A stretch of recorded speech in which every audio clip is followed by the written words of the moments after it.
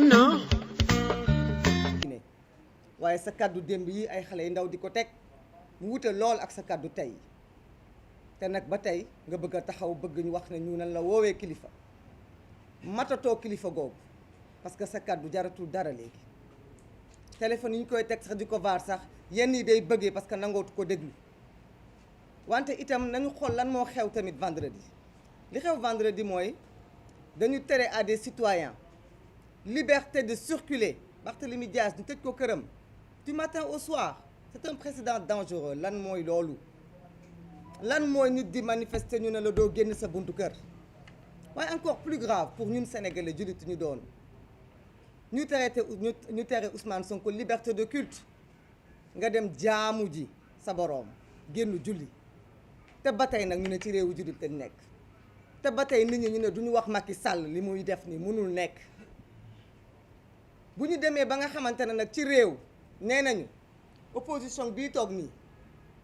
moom de moo yem dayoo ak président Macky Sall ak nguuram ak armée am ak gendarmerie am ak police am ak léppam ci doole pour indi paix ñu ne ñun ñii ak moom ñoo yem que ñun mën nañ indi jàmm autant que moom kon dama ni pouvoir bi kon nañu ko waddal ñu xam ni pouvoir amatu fi parce que bu demee ba ñu ne opposition bi dañu woote jàmm autant que Macky Sall na woote jàmm te Macky Sall ñu ne moom la di jox pouvoir kon est-ce que Macky Sall mérite na pouvoir boobu nekk ci loxoom ba tey man dama naan déedéet dañu waroon kay wax ne moom mi nga xam ni moo yor pouvoir yépp na taxaw parce que moom moo yor doole ndax nag moom mooy rey sunu ay rakk moom moo yor ay bal di ko tiire ci sunu askan waaye askan wi itam dama leen di woo di leen woowaat ndax du ñu jóg ci di leen woo ndax réew mi di Sénégal ñun ñëpp on est en danger fii ku yeewu am soxla ci hôpital mën ngaa dee ndax hôpitaux yi gis nañ barki démb ay liir ñoo ci dee waxantuma ak ay mag plateau médical bi ñëpp wax nañ waaye ma ne tali bii dañ ciy risqué suñu vie ndax tey jii ci suba rek accident bu metti am na fii ci yoonu campement yeen bi ñeenti nit ñàkk ci seen bakkan moo na ñooñu manifesté wuñ de tali bi wóorul hôpitaux yi wóorul mbedd mi wóorul fenn wóorul parce que nit ñi dañ leen di agressé ci mbedd mi di leen agressé seen biir kër yi loolu yëpp ñu ngi koy dund fii ci période bi ñu wëlbatiku démb donc am na ku demoon ci stade moo ne manifestation yóbbu ko fa politicien wootewul ay grenade lacrymogène nee na ñaay moo tax mu ñàkk bakkanam kon dama ni est-ce que am nañu ñun war nañoo am tey taxaw di wax ak askan wi xale yi bu leen manifester xale yi dem ma ne la ci bëggal seen bopp dem ci ay làmb ñoo mën a ñàkk seen bakkan xale yi di wut tekki ëllëg dugg ci géej gi ñoo mën a ñàkk seen bakkan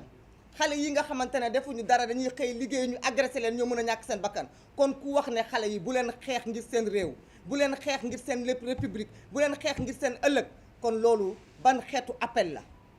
dama ni dee ngir xeexal sa askan dafa ëpp foofu tuyaaba ndax dee ndax damaa demoon concert wala ndax damaa génnoon doxantu ji wala ndax damaa demoon seetaani làmb du parce que nag dañuy minimiser dee ji parce que nag bakkan bépp bu rot rek dafa nekk naqar ci ñun mais nag combat bi day combat boo xam ni kenn du ñëw duñu ko mëneel te doyen Habib Sy wax na ko léegi Sénégal dafay pays démocratique te réew mii ñun tey ba ñuy ñëw fekk si ko dafa am luñ fi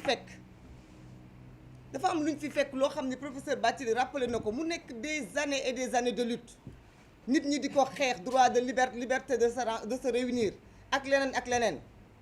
léegi dañoo foog ni ñun dinañ nangu ñun Sénégal yàqoo ci suñu loxo yi dinañ nangu ñun ndax jëmmi Macky Sall kese ak bëggam réew ak bëggam nguur jëmm jooju tax kese ñu jël lépp lu nit ñi xeexoon ba joxuñu ko ñu jël ko teg ko ci suuf ndax suñu bëqat wala ndax suñu ragal wala ndax suñu am lu ñuy seet ci suñu ay confort personnel duñu ko def parce que du suñu devoir duñu ko def parce que jamono jii nga xamante ne dañ fi fekk lii ngeen yor muy xarale yi lii ngeen yor nga xamante ne moom mooy rendre éternel bépp kaddu ak bépp taxawaay bu ëllëgee ñu duñu ko tegal duñu ko vaar naan démb bi Macky Sall ñëwee bëgg a réduire l'opposition à sa plus simple expression des gens se sont couchés nous refusons d'être cette opposition couchée nous serons l'opposition debout à Macky Sall te nag loolu la xam moo tax mu ne fii ñuy toog nii kenn du ci bokk ci élection yi je dis bien kenn du ci bokk ci élection yi te loolu 2012 ba léegi loolu lay def bu nañu trompé wu de combat wala de cible foog ni xeex bi waxu la élection législative di Cheikh Tidiane wax na ko léegi ñu ngi jàkkaarloo koo xam ni dafa am fu mu bëgg a dem te nit ñi xam nañ ko te nag jàmbaarloo mënta ñàkk parce que buy tey muy 2023 muy 2024 ala kulli ali li ñu bañaloon Ablaye Wade duñ ko nangul moom kon nag may woowaat askan wi di leen wax gën leen takku gën leen am fulla bu leen kenn jox complexe bu leen kenn rusloo bu leen kenn wax ne leen li ngeen di xeex amul njëriñ ñi leen koy wax ñëpp kenn ci ñoom ku nekk nanguwul xool boppam ci seetu gëm leen ni réew mi seen réew la gëm leen ni ñiy dee ci biir géej gi ndax dañuy bëgg a daw Sénégal yéen bokk leen ci loolu da ngeen a toog affronter seen destin affronter seen avenir xeex ngir seen réew bu kenn ci yéen nag accepter tout simplement parce que dafa am ay appels yu ñuy wax ay waaw doomu nit ñi ñoo yéen a ciy dee yéen a ciy perte parce que dama ni bis bu yàlla sàkk bu ngeen yow fii ci Sénégal seen bakkan mu ngi ci xottu gerte